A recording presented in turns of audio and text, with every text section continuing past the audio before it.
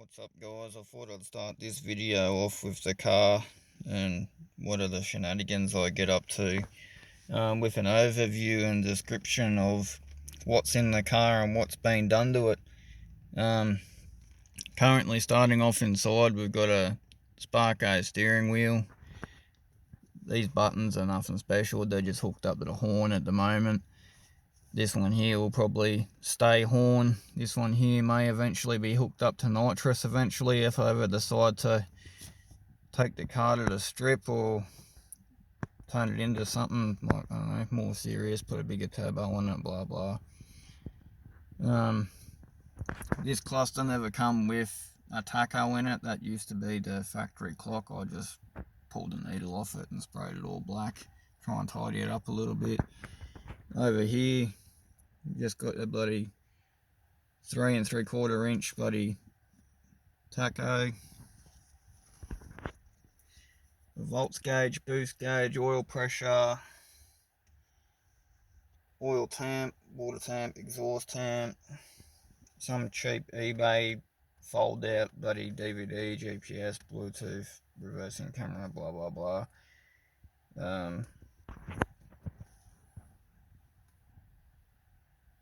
Fire extinguisher, hectic grandpa spec dash mat, a set of bribe seats. They are a very, very deep seat. They do hold you fairly well. The only downside is that bloody being a fixed back, they're a pain in the ass to get in and out of every now and then. Not only that, but if you got mates that are on the sort of big side, they're really, really, really squishy. 4-point roll cage, bolt in.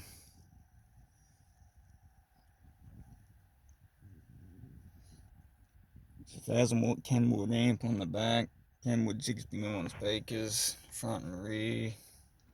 Well, they're not 69s, they're just 6s or 6.5s, whatever they are. They got tweeters up in the where the factory 4 inches used to be. Other than that, inside is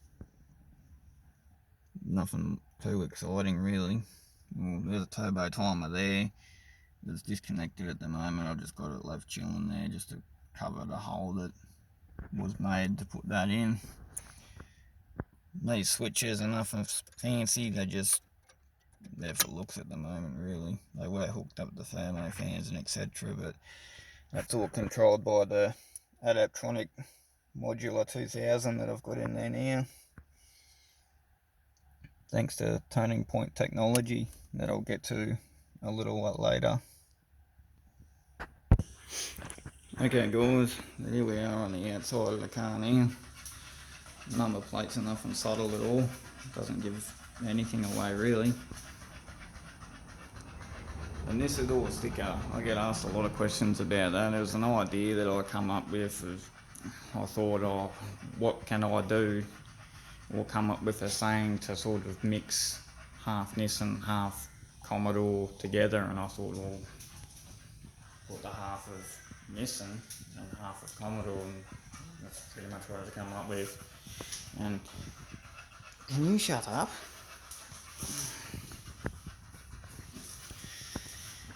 Again, it was tuned by Turning Point Technology in Hervey Bay. Highly, highly recommend these people. Brad Smith is that absolute wizard on the dyno. A bunch of other random ass stickers from parts that I've collected, and it's on the car. ARP studs, Raceworks fittings, Tomato cam gears, again Adaptronic, the bloody ECU, got Nido oil pump and some exhaust stuff from Performance Exhausts. These are 19 by 8s or 8.5s, I can't remember. VE SS Series 2 wheels, wrapped in bloody just your normal Kenda radials. I ended up running a 225, yeah, 225 3519 on these.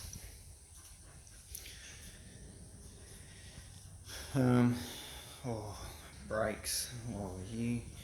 So brakes are just your normal VL, turbo or V8 rear disc brakes.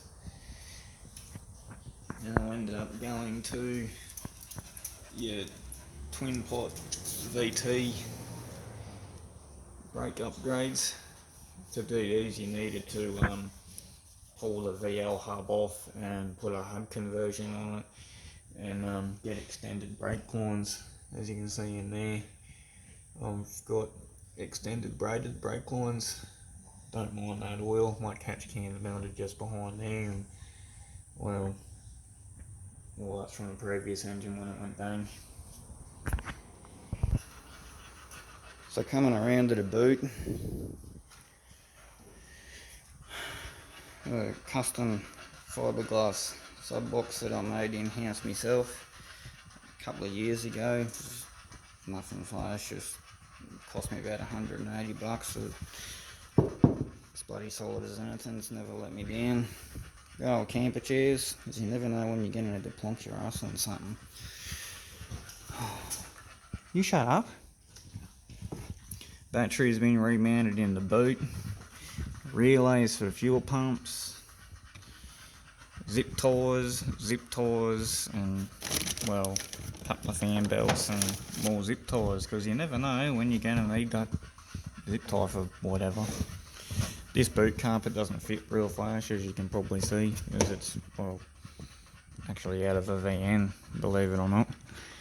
But at the back here, we've got I think it's a 2.5 litre, 3 litre, I can't remember, surge tank, twin 044s and a ProFlow high flow fuel filter, the Haltech Flex fuel sensor for when it gets retuned on the 85. It was booked in to get a retune, and then silly old me decided to go out and give the car a bit of a hard time and blew the diff in the bloody thing.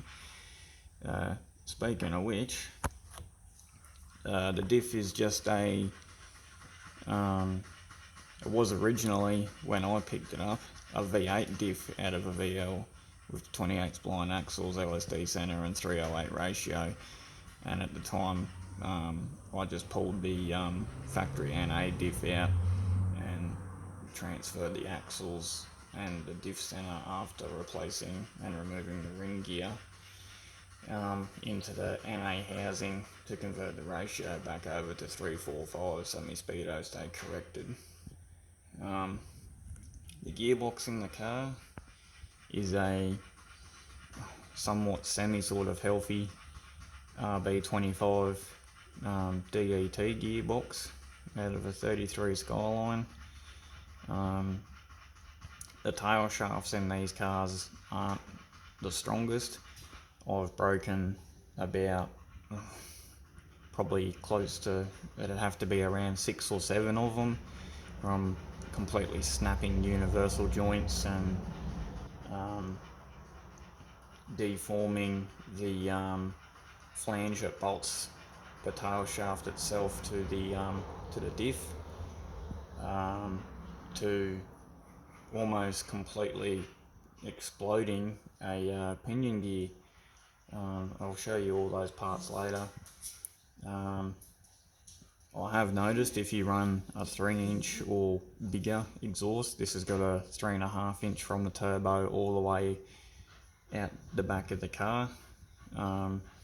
If you run anything larger than a 3-inch, I find you need to heat wrap pretty much at least 45 to 50% of the exhaust underneath the car.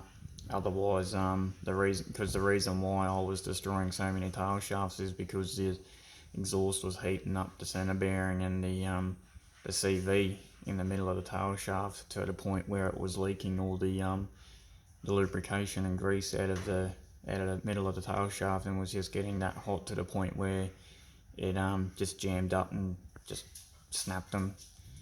So we'll move on to the engine bay.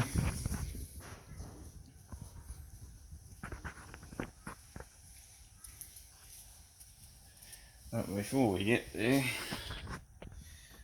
oil leaks. Lovely oil leaks. These are old, by the way, but what RB doesn't have oil leaks. Alright, intercooler is a 600 by 300 by 100 mil thick aeroflow item, if I can remember.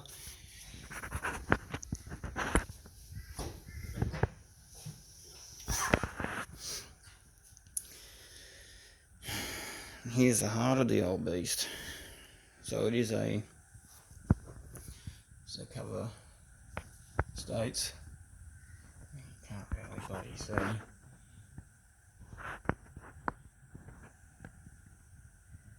It does say B30 twin cam, blah blah blah. I ended up getting some fella that I come across on Facebook to make this for me. I can't remember his name. If I do remember it, I'll post a link to his Facebook page in the description below. But anyway, we might as well start this side and work our way across, I guess.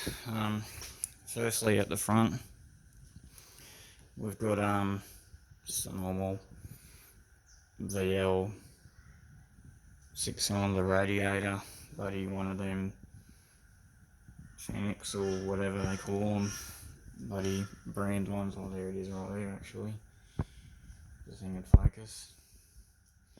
Cost me about, I think it was $380, $400 and something dollars.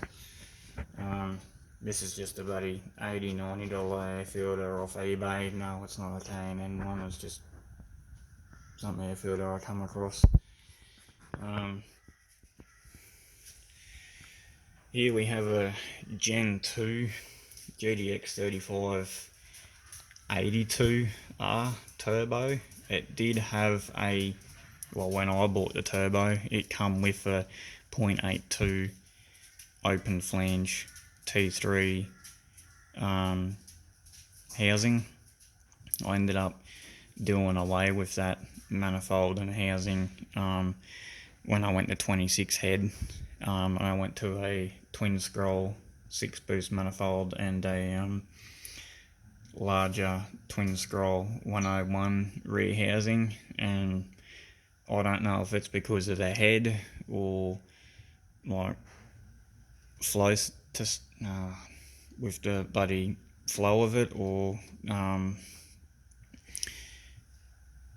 if it's because of the twin scroll setup. I have no idea, but we found on the dyno that this rear housing, the car actually comes up on boost about 200 to 300 RPM earlier.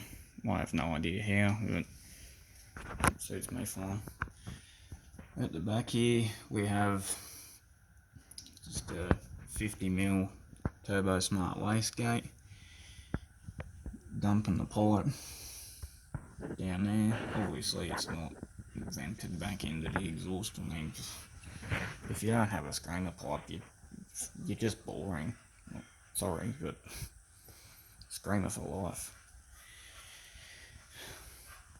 And behind here we have Tomei cam gears. As you've probably seen on the Facebook page, if you've jumped on there, you'll see the engine going through its full built. Then we've got camshafts. The camshafts are Camtech 278 degree cams with, I think they on the box or the description of on the website said they had 10.8mm of lift.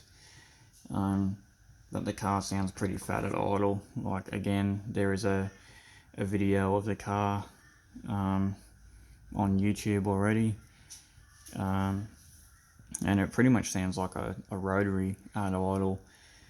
So it's not too bad really. I quite enjoy it. Yeah, fuel setup other than the boot. We got Bosch 1650cc injectors, twin feed, so that's feed. The rear one is feed as well, and then this one in the middle that disappears down there and goes back up to the fuel reg is the return. There is a Y piece. I'm not sure if you can see it just there. That black piece right there is a Y. It comes up from the back of the car, goes into that Y piece and splits off into those two fittings, and then into the rear one, the front one, and out the middle. You get it. So this is a Hypertune knockoff intake manifold, plenum, whatever you want to call it. Bloody, anyway, when I put it on the car, I was like, oh shit, it was the factory radiator hoses weren't going to cut it. I had a couple of them lying around and nothing just suited it. I had a 25 one lying around and it just didn't want to work out either, so I ended up chopping them up, sticky taping them together to use them as a template. Went to Supercheap and rummaged through their hose bin that they've got there, and as you know, if anyone's ever been to Supercheap before, there's 1,001 bloody hoses. So anyway, I've taken me half, well, 2 to 3 halves of a hose down there, all duct taped together. I'm sitting on the floor for about half an hour trying to find a friggin' hose, and ended up picking this one up. And believe it or not, it come off some Land Cruiser. I can't remember which model it was, but yeah, just come off a Toyota Land Cruiser. But yeah, seems to do its job. Hasn't given up on me yet. Anyway, it doesn't bloody restrict any flow or what's up. Yeah, really worked out really well. So fuel rig is a FPR 2000. I just went with that years ago when I first put the old single cam motor in it, just because, well, why not? My tuner advised me to just pretty much go big or go home. So, alright, catch can. Can't remember how big it is, but yeah, it works really well. This breather, just, yeah, it doesn't really blow any shit whatsoever. Bit bloody dirty, it is extremely dirty under here. I haven't cleaned it in a while.